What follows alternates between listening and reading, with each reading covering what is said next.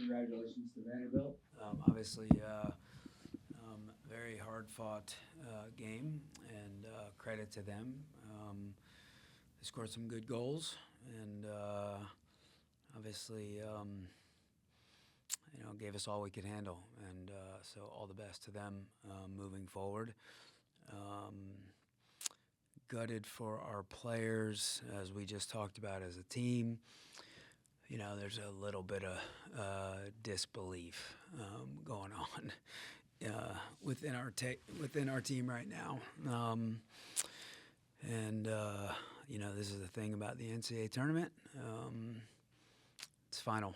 When you lose, it's over, and it's over for a team forever, and it's over for seniors, college athletics forever, and. So our players are feeling that right now, and that's hard. It's not easy, and as we talked about, only time can heal that. But incredibly proud of this team. Like we just told them, they're champions, and they're ACC champions. And winning an ACC championship is no easy feat, even though around these parts it's been done a lot. It's a hard thing, and especially this year. In this league. So we are forever bound by that championship, and something to be incredibly proud of, and a lot of things to be proud of tonight. 29 shots is pretty respectable. 17 of those on frame. It's pretty respectable. Credit to their goalkeeper. She made 14 saves. She was phenomenal, and that is, as we say, the cruelty of this sport sometimes. So we gotta taste this, and unfortunately, we gotta taste it for a lot of months.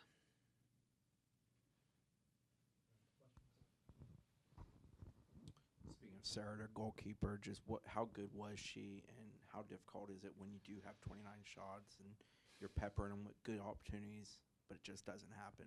How tough is that for a team to swallow in real time? Yeah,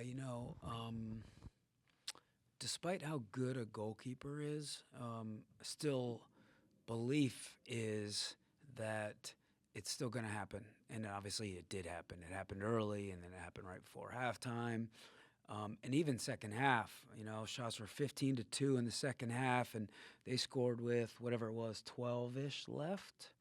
And I still felt confident that we could get one, that we were going to create chances. And it wasn't until that second overtime that we really couldn't get any juice going. But some of her second and third, first and second saves were really, really special. But even the one in overtime that Suarez crossed to Duds, I'm thinking, as that ball's coming across and it's landing at Duds, I'm thinking this game's over. And there she is again. So I don't know if it got into our players' heads at all. I think there were a couple times during whether it was an overtime break or an injury break where our players, I think, were a little stung a little bit emotionally, and maybe that caught up with us late. But I think, and I just said this to them, we scored 70 goals this season, right, in whatever we played, 21 games, right? So we scored a lot of goals. So I think there's a lot of belief in our team that we can score. I mean, you go back to the UNC game, right? We won 4-2 here. Their goalkeeper made 13 or 14 saves, so there's still belief. We talked about at halftime, shoot low on this kid, and she made some saves low. She made some tip saves over the bar.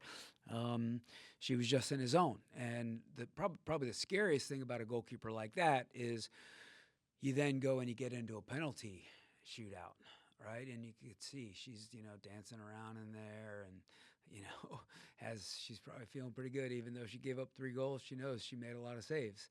And so in that penalty shootout, she's got a little swagger about her and a little bounce, and she made 2 good saves.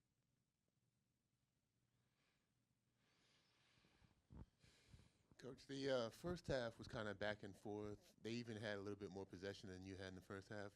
But the second half, you guys really put the majority of the pressure on. They had the one goal was really against the run of play. What did you do, at halftime? Did you change anything, or was that just the game to where you were able to get so much pressure, so much more pressure and possession in the second half? Yeah, I think it was a little bit of the game. The old adage, do you score too early? I don't know if that's what happened because really, and I just said this to our team, first 5 minutes of the game, we were pretty good. Got a goal, I think, first 5 minutes. First minute, sorry.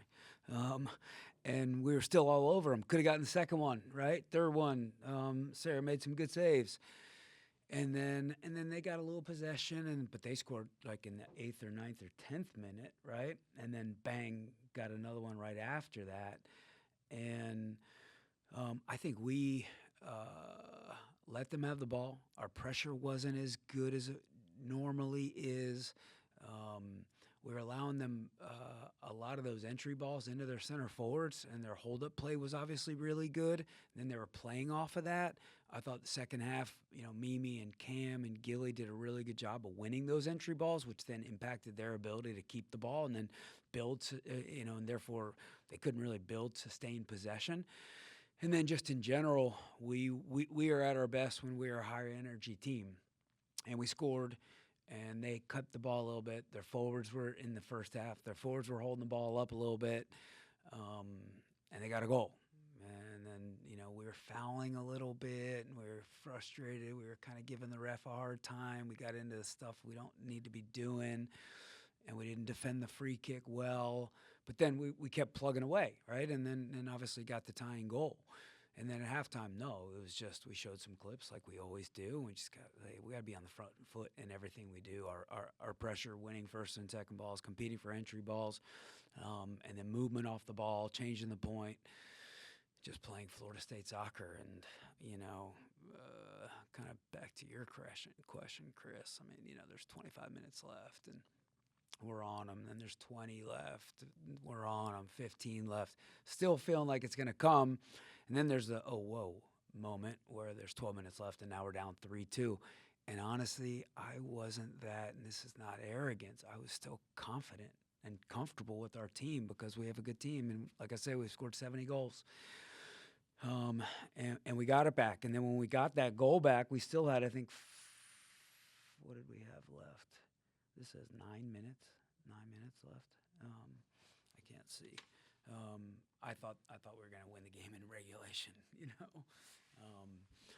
and then not having duds in the second overtime hurt us too, and that's I think part of why we had a hard time really getting anything against them. Got outshot 2-0 in that second overtime period. You mentioned Jordan getting banged up there. Is she okay? Yeah, she got hit in the nose and was bleeding profusely. They're worried, about her nose.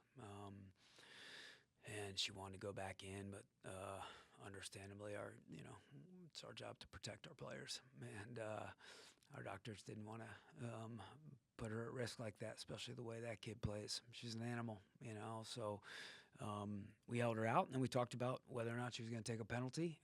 But again, sometimes you have to protect these players physically, and sometimes you have to protect them emotionally. And we thought it was in the best interest of Jordan to keep her out of the game and then keep her out of penalties. You talked a little bit about how in the breaks the shock factor kind of set in for your players, whether it be injury or substitution. How do you kind of get that shock factor out of your players' heads? What do you say to them to bring them back into the game? I mean, the things that you would think, we say, like, hey, we're good. If there's a tactical solve, we give them a little bit of a tactical solve. Otherwise, come on, man, the goal's coming, right? Keep doing this, keep doing that, and try and pick their spirits up, right? And get them talking a little bit more, get their energy going a little bit more. And it wasn't drastic. It wasn't terrible. It was just a little quiet. It's just a little quiet, and all of a sudden, and that's sometimes what single elimination does to you. We talk all the time about just playing and eliminating every single distraction possible, and playing with a freedom and a fierceness, right? That is difficult to deal with. But then anytime you start, scary thoughts start creeping in the brain, right? No matter how old we are, no matter what walk of life we're talking about, we all have scary thoughts that creep in the brain, and those are just nothing short of distractions, right? And so maybe they had some scary thoughts. Whoa, what's going on here, right? Is this happening, right? And maybe I'm misreading, right? But it was just quiet, and I understand that, right? I understand that. There's a lot at stake, right? And you look at the second half of the ACC championship, there was none of that. It was just all energy and determination and focus. We're winning a championship, right? And there was most of that, but at times it was just a little quiet.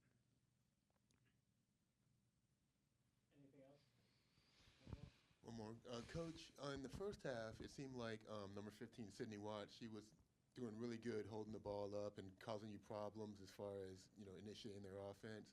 And then the second half, it seemed like we didn't really hear from her. Is that something where you just, in the halftime, kind of made some adjustments and said we need to bunker down on this? Or Yeah, I mean, I think some of it is mentality and some of it is tactical or technical.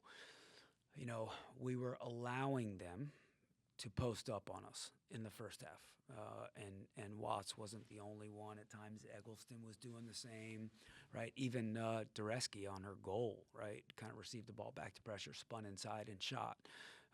And so we were a little passive, right? Allowing that. So what we talked about was you gotta be ball side of her, right? Putting yourself in a position where you can jump the entry ball, right? And if you can't, then you're behind her and you can't be riding her with your body, right? You gotta be touch tight, right? In a position to where if she does try and turn you, you can adjust and react. So yeah, we talked about that kind of normal stuff, putting yourself in a position to win the entry ball as opposed to just letting them back us down. And obviously we responded and did a great job with it.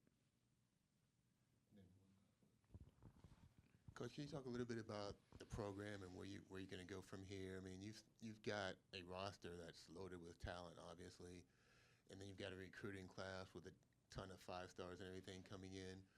Where do you think you're going to go from here as far as next year and moving on? I know this is like kind of A terrible topic right now. You just had this happen, but yeah, I mean, obviously, and I said this to somebody the other day.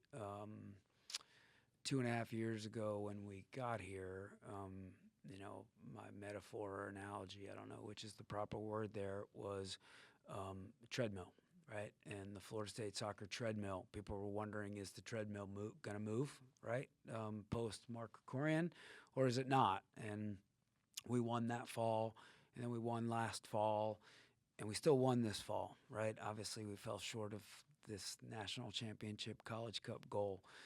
And that's devastating, but we're ACC champions. And I said the other day that we have a lot of good players here. We have a lot of good players returning. We have a lot of good players coming. And so the treadmill's moving, right? And it's moving at a good speed, and we are in very good shape. Unfortunately, we were in good shape to compete for a national championship this fall. It's not going to happen, but we are in very good shape moving forward. And I think, honestly, our foot is not off the gas. We're going to keep pushing to get more good players in 25 and 26 and beyond.